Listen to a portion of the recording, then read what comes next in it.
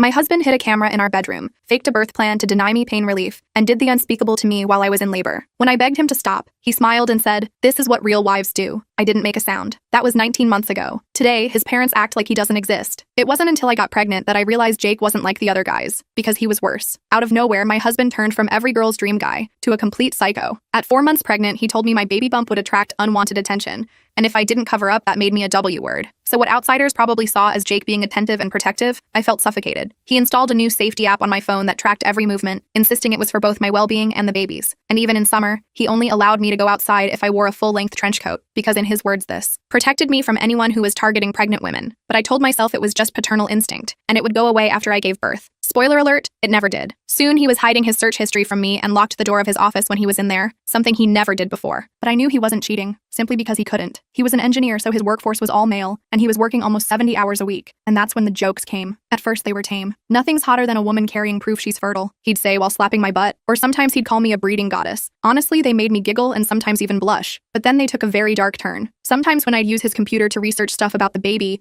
his search recommendations would come up. There was a lot of stuff about myophilia. If you don't know what that means, look it up. And he had watched hundreds of videos of women giving birth, but I was too scared to confront him, partially because I didn't want him to get mad at me, but mainly because of my pregnancy symptoms. I was throwing up for an hour every morning and could barely stand on my own without feeling like my spine was about to snap in two. So I let my body speak, and it told me to keep the peace. So I listened. And unfortunately, I learned my lesson too late. Actually, I learned it right when my water broke, because when I grabbed my phone to call my sister, Jake grabbed it from me. "Hey Gabby, everything is completely under control, but I don't think it's best for you to show up. We'll let you know when you should visit." I wanted to yell at him, but the pain was too overbearing, so I just focused on trying to keep myself sane while we drove to the hospital. When we got there, I was practically thirsting for an epidural, pain relief. The pain had gotten so bad I felt like every nerve in my body was trying to escape through my hips. But just as the nurse came in to give it to me, Jake intervened. "She wanted a natural birth. Please respect our wishes," he said while showing her a fake birth plan that I had never seen before. My thoughts were completely scrambled. When the medical staff left for a monitoring equipment change, I thought he was going to hand me something stronger, but he didn't. And while I begged him to get me painkillers, he just stared at me. "Stop asking. I have a better idea." His eyes were cold, unforgiving. It's proven that when a woman works to please her husband during childbirth, it releases natural endorphins to help pain relief. As soon as he said the words pain relief, my delirious mind completely stopped thinking about anything else. I just needed it to end. Next thing I knew, Jake was zipping up his jeans, my mouth was covered in saliva, and Dr. D came into the room. I was so out of it that all I wanted was comfort from my husband, so I let him hold me and caress my head. Jake told her to get out, and told her that the reason I was crying was because I wanted to be left alone. I felt her eyes glance over at me, but I was in too much pain to say no or even just shake my head. So she took Jake's word for it and left. What Jake did in that room while I gave birth is something I still have nightmares about. Even as I write this post, tears are falling onto my screen. I won't go into detail,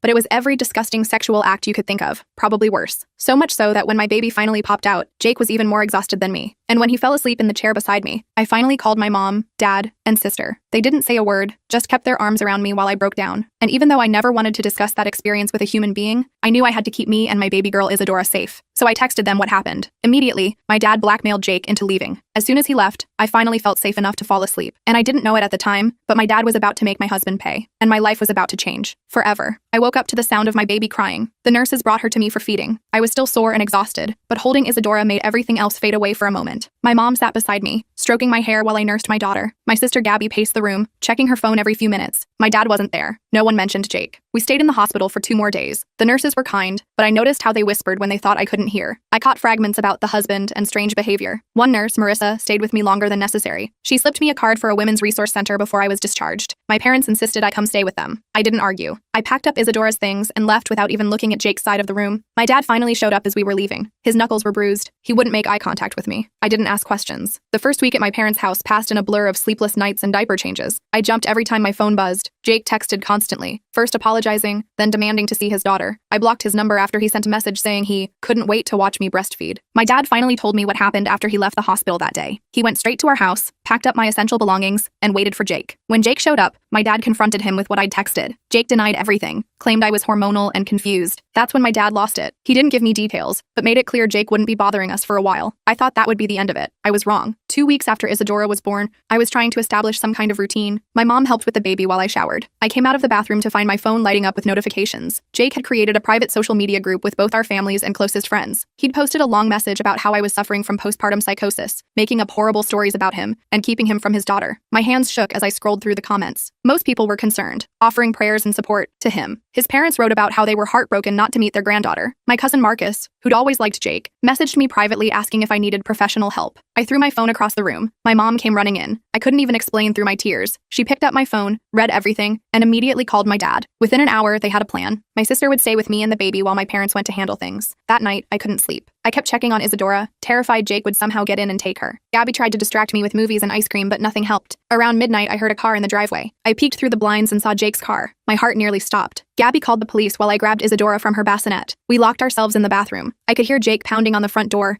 yelling my name. The minutes stretched like hours before I heard sirens. The pounding stopped. Through the bathroom window, I watched the police talk to Jake. He was gesturing wildly, pointing at the house. Eventually, they made him leave. My parents returned the next morning. They'd been to see a lawyer friend, Tara Novak. She helped them file an emergency protective order against Jake. My dad handed me a folder of paperwork. Divorce papers were already drawn up. All I had to do was sign. I should have felt relieved. Instead, I felt numb. This wasn't how my life was supposed to go. Jake and I had been together since college. He'd been sweet, funny, ambitious. When did he change? Or was this who he'd always been, just waiting for the right moment to show his true self? The protective order gave me some peace of mind, but Jake found ways around it. He started sending gifts for Isadora to my parents' house. Expensive baby clothes, toys, a custom-made crib. Each package included a note about how much he missed his girls. I threw everything away. When Isadora was a month old, I finally agreed to meet with Tara to discuss the divorce. She was straightforward and kind, explaining my options without judgment. As I described Jake's behavior during my pregnancy and birth, her expression darkened. "This isn't just grounds for divorce," she said. "What he did to you in the hospital was assault. We should consider pressing charges." The thought of having to testify, of people hearing the details of what happened, made me physically ill. I shook my head. "I just want him gone. I want to protect my daughter." Tara nodded, understanding. "Let's focus on the divorce and custody then, but keep a record of everything. Every text, every gift, every time he shows up uninvited. Document it all." I started keeping a journal. Each night after putting Isadora to bed, I wrote down every interaction with Jake, every strange feeling, every nightmare. It helped somehow, getting it all out of my head and onto paper. Jake contested the divorce, of course. He demanded joint custody and visitation rights. The thought of Isadora alone with him made me sick. Tara assured me that given his behavior, supervised visitation was the most he could hope for. 3 months after Isadora's birth, I finally felt strong enough to go back to our house. My dad and brother-in-law Theo came with me. The place looked exactly as I'd left it, except for Jake's office. The door was wide open, the room completely empty. No computer, no files, nothing on the walls. Even the desk was gone. I went through the rest of the house, packing up clothes and personal items I wanted to keep. In our bedroom, I found a box hidden in the back of the closet. Inside were dozens of flash drives labeled with dates corresponding to my pregnancy. My hands trembled as I showed them to my dad. We took the drives to Tara's office. She had her IT guy, Vincent, check them. They contained videos, recordings of me sleeping, showering, changing clothes, all taken without my knowledge during my pregnancy. There were also folders of birth videos Jake had downloaded, edited to put my face on the women's bodies. Tara immediately filed for an amended protective order. The evidence was enough for the judge to grant a temporary full custody order. Jake would have no contact with Isadora until a full hearing could be held. I thought this would make Jake back off. Instead, it made him more determined. He started showing up at my parents' house at random times,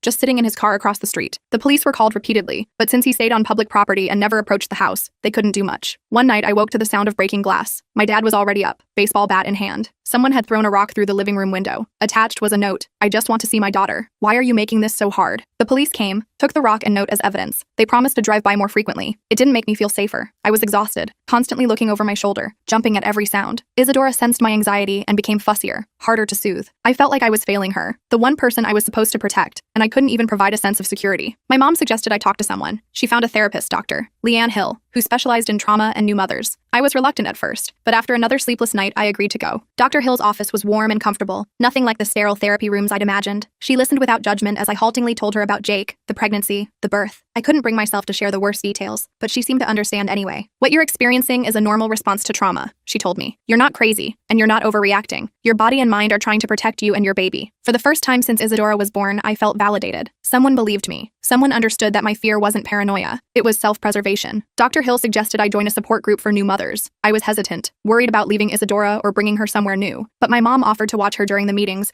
and I desperately needed to talk to someone who wasn't family. The group met in a community center downtown. There were 8 other women, all with babies under a year old. The facilitator, Skylar, had a gentle voice and kind eyes. She asked each of us to share only what we felt comfortable with. When my turn came, I just said I was dealing with a difficult separation and adjusting to being a single mom. After the meeting, a woman named Renee approached me. She had twins, just a few months older than Isadora. She told me she'd left her husband after he became controlling during her pregnancy. I felt an immediate connection. We exchanged numbers and started texting regularly. Having a friend who understood made a huge difference. Renee didn't judge when I texted at 3 a.m., panicking because I thought I heard someone outside. She shared resources, recommended books, and reminded me I wasn't alone. Meanwhile, Jake's behavior grew more erratic. He started sending emails to my entire family, claiming I was mentally unstable and keeping his daughter from him out of spite. He contacted my old coworkers, telling them I needed intervention. He even reached out to my college roommate, Alicia, who I hadn't spoken to in years. Alicia forwarded me the message. Jake had written a long, rambling email about how I'd changed, how I was making up stories about him, how he just wanted his family back. It was so convincing that Alicia had almost believed him. She called me, concerned, and I ended up telling her everything. She was horrified and promised to block Jake immediately. The custody hearing was scheduled for when Isadora turned 6 months old. As the date approached, Jake's harassment intensified. He created fake social media accounts to message me after I blocked his real ones. He sent letters to my parents' house, alternating between pleading and threatening. Once, he even sent flowers to Dr. Hill's office with a card thanking her for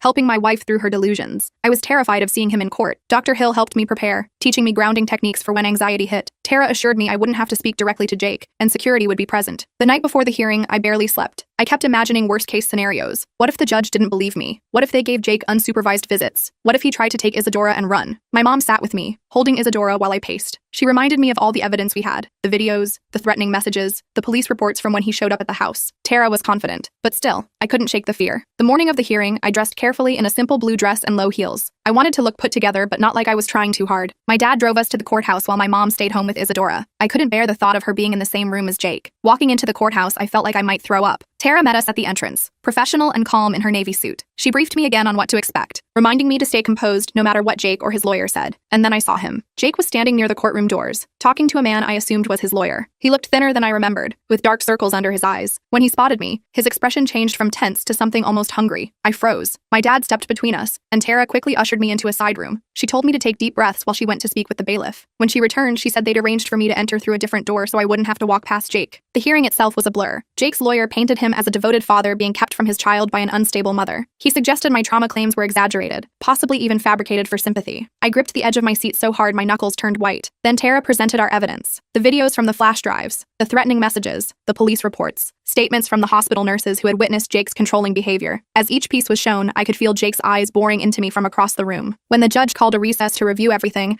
I rushed to the bathroom and threw up. Tara followed me, holding my hair back and offering a bottle of water. She told me I was doing great, that the judge seemed sympathetic to our case. Back in the courtroom, the judge announced his decision. Jake would be granted supervised visitation only, once a month, at a family center with a court-appointed supervisor present. He would undergo psychological evaluation and complete parenting classes before any change to the arrangement would be considered. Relief washed over me. It wasn't perfect. I wished Jake could be kept away completely, but it was better than I'd feared. As we left the courtroom, Jake called my name. I didn't turn around. That night, I slept better than I had in months. Isadora was safe. I was safe. We had time to figure out our next steps without the immediate threat of Jake having access to her. But my relief was short-lived. 2 days after the hearing, I took Isadora for a walk in her stroller. It was the first time I'd felt comfortable going out alone. We went to a small park near my parents' house. I was pushing her on the infant swing when I noticed a man watching us from a bench. It took me a moment to realize it was Jake. I grabbed Isadora and practically ran home, calling my dad as I went. By the time he got outside, Jake was gone. We called the police, but without proof he'd approached us or said anything threatening. There wasn't much they could do. Technically, being in a public park wasn't violating the protective order as long as he stayed a certain distance away. I was back to square one, afraid to leave the house. Dr. Hill suggested I document these accidental encounters, as they could establish a pattern of stalking. Tara agreed, saying we could use it to strengthen the protective order. Over the next few weeks, Jake seemed to be everywhere. I'd see him at the grocery store, at the coffee shop where Renee and I met for playdates, even driving past my therapist's office as I was leaving. Each time he'd make eye contact but never approach. Each time I'd report it, but nothing could be done. My dad installed security cameras around the house. My brother-in-law Theo, who worked in IT, set up an app that would alert everyone in the family if the cameras detected movement at night. We changed our routines, never going to the same place at the same time on the same day of the week. Despite these precautions, I still felt watched. One morning, I found a stuffed bear on the front porch. No note, no package, just sitting there as if someone had placed it carefully. The cameras hadn't picked up anyone approaching the house. I threw the bear away without letting it inside. Isadora's first supervised visit with Jake was scheduled for a Saturday morning at the family center. I was a nervous wreck. Tara reminded me that trained professionals would be present the entire time, and Jake wouldn't be allowed to take Isadora out of the room. Still, I considered not showing up. In the end, I went because I had to follow the court order. The family center was a cheerful building with colorful walls and toys everywhere. The supervisor, a woman named Jasmine, explained the rules to both of us separately. Jake would have 1 hour with Isadora. I would wait in a separate room. If at any point Jasmine felt uncomfortable, she would end the visit immediately. I handed Isadora to Jasmine, kissing her forehead before letting go. That hour was the longest of my life. I sat in the waiting room, checking my phone every 2 minutes, ready to rush in at the slightest hint something was wrong. When Jasmine finally brought Isadora back, I searched my daughter for any sign of distress. She seemed fine, maybe a a little tired. Jasmine reported that the visit had gone well. Jake had held Isadora, read her a book, played with some toys. Nothing concerning had happened. I should have been relieved. Instead, I felt uneasy. Jake had been on his best behavior, of course. He was smart enough to know this was all being documented. What would happen if he ever got unsupervised visits? As we were leaving, I noticed Jake watching us from his car in the parking lot. He wasn't supposed to be there. The rules stated we had to arrive and depart at different times to avoid contact. I hurried to my car, strapped Isadora in her seat, and locked the doors. As I pulled out, Jake followed. I called my dad, telling him Jake was tailing me. He told me to drive straight to the police station. I could see Jake's car a few cars behind me in my rearview mirror. My hands shook on the steering wheel. At a red light, he pulled up beside me and rolled down his window. I kept my eyes forward, refusing to look at him. When the light turned green, I made a sudden turn toward the police station. Jake's car continued straight ahead. By the time I reached the station, he was nowhere in sight. I filed another report, but the officer's response was frustratingly familiar. Without direct threats or contact, there wasn't much they could do. That night, I got a text from an unknown number. "She looks just like you. I can't wait until she's old enough to understand who her real father is." I showed the message to Tara the next day. She immediately filed for a violation of the protective order. The hearing was set for the following week. In the meantime, she suggested I stay somewhere Jake wouldn't expect. Not at my parents' house, not at Gabby's. Renee offered her guest room. Her husband had moved out months ago, and she had plenty of space for me and Isadora. I accepted gratefully. We didn't tell anyone except my immediate family where we were staying. The night before the hearing, I put Isadora to bed in the portable crib Renee had set up. I was exhausted but too anxious to sleep. Around midnight, I heard a noise outside. Probably just the wind, I told myself. But then I heard it again. A distinct scratching sound at the window. I texted Renee, who was in the next room. She came in immediately, phone in hand, ready to call 911. We peeked through the blinds together and saw a dark figure moving across the backyard. Renee hit the panic button on her security system. Lights flooded the yard and an alarm blared. The figure ran. The police arrived within minutes. They found footprints in the soft dirt beneath the window and a screwdriver dropped nearby. Someone had been trying to get in. I knew it was Jake, even without proof. We didn't sleep that night. In the morning, Renee's brother came to stay with us while we went to the hearing. This time, I brought Isadora. I wasn't letting her out of my sight. At the courthouse, security was tighter than before. Tara had requested additional measures given the break-in attempt. Jake arrived with a different lawyer, a slick-looking guy in an expensive suit. He tried to approach me in the hallway, but a bailiff stepped between us. The hearing was brief, but intense. Jake's lawyer argued there was no proof the text came from Jake, or that he was the person at Renee's house. He suggested I was seeing threats where none existed, further evidence of my unstable mental state. Tara countered with a timeline of Jake's escalating behavior, the coincidental appearances at places I frequented, the gifts left with no sender, the car following me after the supervised visit. When combined with the text and break-in attempt, the pattern was clear. The judge agreed. He extended the protective order for a full year and suspended Jake's supervised visits pending completion of a psychological evaluation and anger management course. He also ordered Jake to surrender any firearms and stay at least 500 feet away from me, Isadora, and any place we regularly visited. As we left the courtroom, I felt Jake's eyes on me again. I clutched Isadora tighter and kept walking. Outside, Tara congratulated me on the ruling, but warned me to stay vigilant. Jake had shown he wasn't going to give up easily. We returned to my parents' house that afternoon. With the strengthened protective order and Jake's visits suspended, I felt safer there than at Renee's. My dad had upgraded the security system again, adding motion sensors and glass break detectors. For a few weeks, things were quiet. No sightings of Jake, no strange texts, no gifts left on the porch. I started to relax a little. Isadora was growing so fast, sitting up on her own now, babbling constantly. I took her to the park again, went shopping with my mom, even had coffee with Renee without constantly looking over my shoulder. Then the emails started. Not from Jake directly, but from people we knew in common. Friends from college, former coworkers, distant relatives, all saying the same thing. Jake had reached out to them, concerned about my mental health. He'd told them I was suffering from postpartum psychosis, that I was keeping his daughter from him because of paranoid delusions. Some people just forwarded his messages with a quick, "Thought you should see this." Others asked if I was okay, if there was anything they could do to help. A few actually seemed to believe him, suggesting maybe I should hear him out or get help.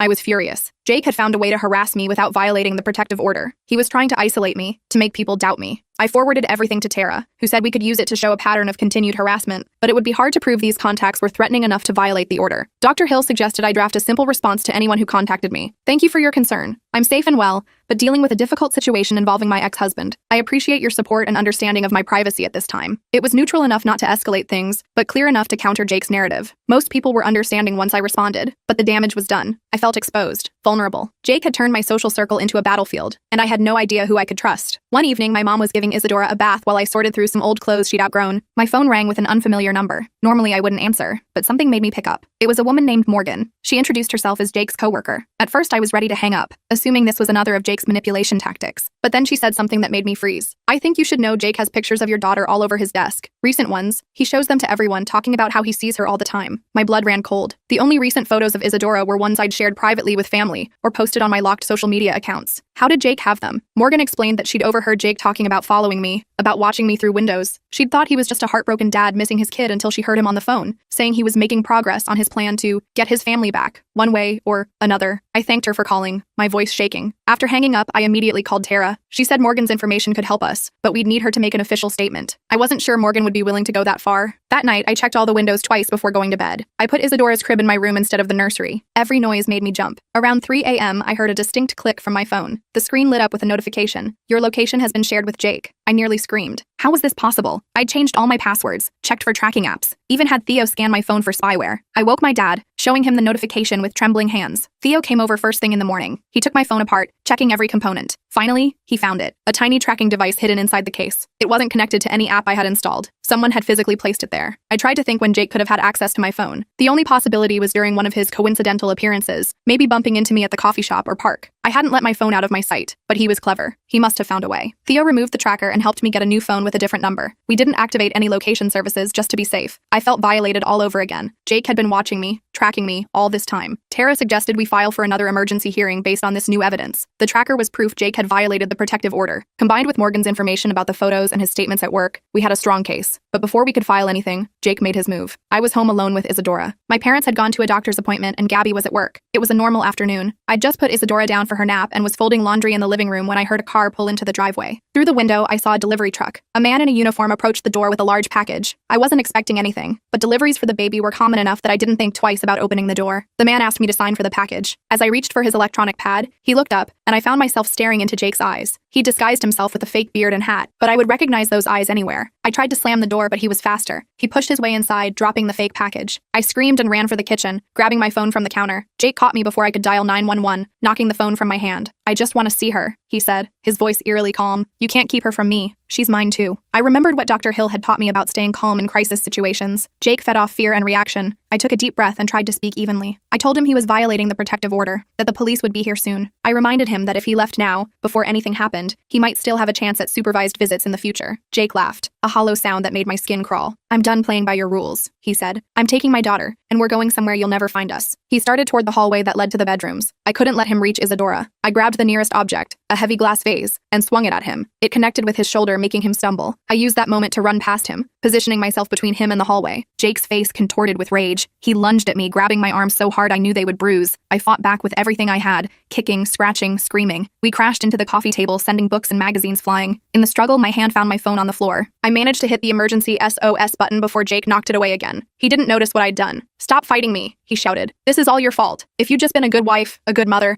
none of this would be happening. I heard Isadora crying from the bedroom, woken by the noise. The sound seemed to fuel Jake's determination. He shoved me hard against the wall and made a break for the hallway. I scrambled after him, grabbing his legs. We both fell to the floor. Jake kicked out, catching me in the stomach. The pain was blinding, but I held on. I couldn't let him reach Isadora. Just as Jake broke free from my grip, the front door burst open. My neighbor, Anthony, rushed in. He was a retired police officer who lived across the street. He must have heard the commotion or seen the struggle through the window. Anthony tackled Jake to the ground, pinning him there with surprising strength for a man in his 60s. Police are on their way, he told me calmly. Go check on your baby. I ran to Isadora, scooping her up from her crib. She was red-faced from crying but otherwise unharmed. I held her close, my whole body shaking with adrenaline and relief. From the living room, I could hear Jake shouting threats, cursing at Anthony. I stayed in the bedroom with Isadora until I heard sirens outside. Only then did I venture out. The police arrested Jake on the spot for violating the protective order and breaking and entering. As they led him out in handcuffs, he looked at me one last time. There was no love in his eyes, only a cold, calculating hatred that told me this wasn't over. But for now, we were safe. Anthony stayed with me until my parents returned, explaining what had happened. My mom took Isadora while my dad hugged me so tight I could barely breathe. When he finally let go, I saw tears in his eyes. It's over, he said. He's not going to hurt you again. I wanted to believe him, but as I looked around at the destroyed living room, at the fake delivery package Jake had used to trick me, at the bruises already forming on my arms, I knew the truth. It wouldn't be over until Jake was completely out of our lives, and I was finally ready to do whatever it took to make that happen. I called Tara right away. I was still shaking when I told her what happened with Jake. She came over immediately,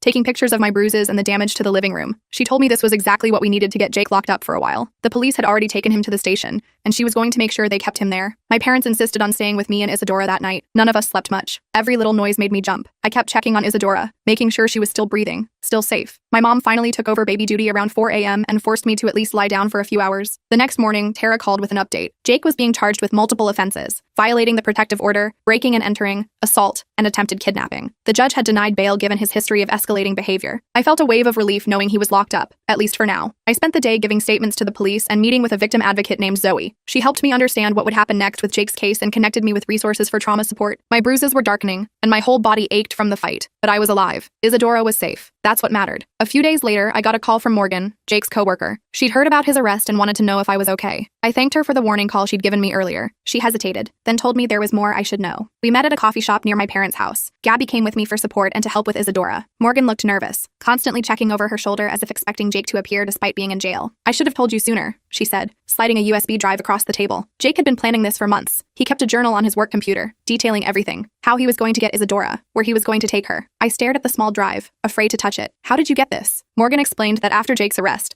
their company's IT department had searched his computer for any work files they needed. They'd found the journal instead and reported it to management. Morgan had made a copy before they turned everything over to the police. There's something else, she said, lowering her voice. Jake wasn't working alone. His parents were helping him. My stomach dropped. Jake's parents, Ellen and Robert, had always seemed so normal. A bit traditional maybe, but kind. They'd sent me flowers after Isadora was born, though I'd never let them visit due to the situation with Jake. According to Morgan, they'd been sending Jake money for his custody battle and had helped him set up a place to take Isadora once he got her. They believed everything Jake told them about me being unstable and keeping their granddaughter from them out of spite. I gave the USB drive to Tara immediately. She had it analyzed and confirmed what Morgan had said. Jake had detailed plans to kidnap Isadora and take her to a cabin his parents owned in a remote area upstate. He'd even researched countries with weak extradition laws. The evidence was damning. Jake's case wouldn't go to trial for months, but his parents were now under investigation too. Tara filed for an emergency hearing to extend the protective order to include Jake's parents. The judge granted it without hesitation. For the first time since Isadora was born, I felt like I could breathe. Jake was in jail. His parents couldn't come near us. The immediate danger had passed, but I still jumped at every noise. I still checked the locks 3 times before bed. I still woke up in a cold sweat from nightmares about Jake breaking in, taking Isadora, hurting me. Dr. Hill said this was normal, that trauma doesn't just disappear when the threat is gone. Recovery isn't linear, she told me during our session. Some days will be better than others. The important thing is that you're safe now, and you're taking steps to heal. I tried to focus on those steps. I continued therapy twice a week. I joined a support group specifically for survivors of intimate partner violence. I started looking for a place of my own, somewhere Jake had never been, somewhere we could start fresh. My parents helped me find a small 2-bedroom apartment in a secure building with a doorman. It was close enough to them that they could visit easily, but far enough that I felt independent. Moving day was emotional. As much as I wanted my own space, leaving the safety of my parents' home was scary. The first night in our new place, I barely slept. Every creak and groan of the unfamiliar building had me on baked alert. I'd installed extra locks, a security system, and cameras, but still didn't feel completely safe. I kept Isadora's crib right next to my bed. Slowly, we settled into a routine. I found a daycare nearby for Isadora so I could start working part-time from home. My sister helped me redecorate, filling the apartment with bright colors and new furniture. Nothing that reminded me of my life with Jake. Renee and her twins visited often for playdates. 3 months after Jake's arrest, his trial date was set. Tara prepared me for what to expect. I would have to testify, to describe the abuse during my pregnancy, the birth, the stalking, the attack. The thought made me physically ill, but I knew I had to do it. For Isadora. For myself. The week before the trial, I got a letter from Ellen, Jake's mom. It had been screened by my lawyer first to make sure it didn't contain threats. I almost didn't read it, but curiosity won out. The letter was an apology. Ellen wrote that she and Robert had been completely taken in by Jake's lies. They'd believed him when he said I was keeping Isadora from them out of spite. They'd believed him when he said he just wanted to be a father to his daughter. But after seeing the evidence, the videos, the journal entries, the tracking devices, they couldn't deny the truth anymore. She ended by saying they wouldn't contest the protective order and would respect my wishes regarding Isadora. They hoped someday I might allow them to know their granddaughter, but understood if that never happened. I didn't know how to feel about the letter. Part of me was relieved they weren't going to fight me. Part of me was still angry they'd enabled Jake for so long. I put the letter away, deciding I didn't need to make any decisions about it right now. The day of the trial arrived. I wore a simple blue dress, professional but not too formal. My mom came with me to watch Isadora while I testified. My dad and Gabby came for moral support. Dr. Hill had helped me prepare mentally, but nothing could really ready me for seeing Jake again. He looked different in his orange jumpsuit, thinner and somehow smaller than I remembered. When they brought him in, he didn't look at me at first, but as I took the stand, his eyes locked onto mine. I felt a chill run down my spine but forced myself to look away, focusing instead on Tara's encouraging nod. Testifying was even harder than I'd imagined. Having to describe the abuse, the stalking, the attack, all while Jake watched, was excruciating. His lawyer tried to paint me as unstable, suggesting I'd exaggerated or even invented incidents due to postpartum depression. But the evidence spoke for itself. The videos Jake had taken without my knowledge, the tracking device, the detailed kidnapping plans, the bruises from his attack. When it was over, I felt drained but also lighter somehow, like I'd set down a heavy burden I'd been carrying for too long. The jury deliberated for less than 3 hours before returning with a guilty verdict on all counts. Jake was sentenced to 8 years in prison with no possibility of parole for at least 5. The judge also granted a permanent restraining order that would remain in effect even after his release. Jake would never be allowed near me or Isadora again. As they led him away, Jake finally spoke directly to me. "This isn't over," he said, his voice cold. She's still my daughter. The bailiff quickly silenced him, but his words hung in the air. I refused to let them scare me. Jake had no power over us anymore. Outside the courthouse, surrounded by my family, I felt something I hadn't experienced in a long time. Hope. Not just relief that the immediate danger was past, but actual hope for our future. Isadora was growing so fast, already trying to pull herself up to stand, babbling her first attempts at words. She deserved a life filled with joy and safety, not overshadowed by fear. In the months that followed, we settled into our new normal. I went back to work full-time, finding a job I could do mostly from home. Isadora thrived at daycare, making friends and learning new skills every day. I made friends too, other moms from daycare, neighbors in our building, people from my support group who understood what I'd been through. I even started dating again, very cautiously. Nothing serious, just coffee or lunch with guys Renee or Gabby introduced me to. Most of the dates were awkward or boring, but it felt good to remember I was more than just a survivor, more than just Isadora's mom. A year after Jake's sentencing, I received notice that he was trying to file for visitation rights from prison. Tara assured me it was a long shot given his conviction and the permanent restraining order, but we'd need to respond. I was angry at first. How dare he still try to control us? But then I realized something important. I wasn't afraid anymore. Jake could file all the petitions he wanted. He could make all the threats in the world, but he couldn't hurt us now. The judge denied Jake's petition without even requiring a hearing. His parents never contested the protective order against them, though Ellen sent birthday and Christmas cards for Isadora through my lawyer. I kept them in a box, undecided about whether I'd ever show them to her. As Isadora's second birthday approached, I found myself reflecting on how far we'd come. The nightmares had mostly stopped. I no longer checked the locks multiple times before bed. I could take Isadora to the park without constantly scanning for threats. We had a small party at my parents' house, just family, Renee and her twins, and a few friends from daycare. Watching Isadora toddle around the yard, laughing as she chased bubbles my dad was blowing, I felt a profound sense of peace. That night, after putting a tired, cake-smeared Isadora to bed, I sat on my balcony with a glass of wine. My phone buzzed with a text from Dr. Hill, checking in as she sometimes did on significant days. I smiled as I typed my response. We're doing great, really great, and we were. Our life wasn't perfect. I still had bad days when memories would hit unexpectedly. I still worried about what I'd tell Isadora when she was old enough to ask about her father. I still had moments of anger about everything Jake had taken from us. But we were safe. We were loved. We were building a life that was ours alone, free from fear and control. As I looked out at the city lights, I made a silent promise to Isadora and to myself. We would never let Jake define our story. What happened with him was just one chapter in our lives, not the whole book. And I was making sure the rest of our story would be filled with joy, strength, and freedom. The next morning, Isadora woke me up by patting my face with her tiny hands. "Mama," she said clearly, one of the few words she could say perfectly. I pulled her into a hug, breathing in her sweet baby smell. "Good morning, sunshine," I whispered. "Ready for a new day?" She nodded enthusiastically, already squirming to get down and start playing. I watched her toddle off to find her favorite stuffed elephant, her little legs still unsteady but getting stronger every day, just like her mama.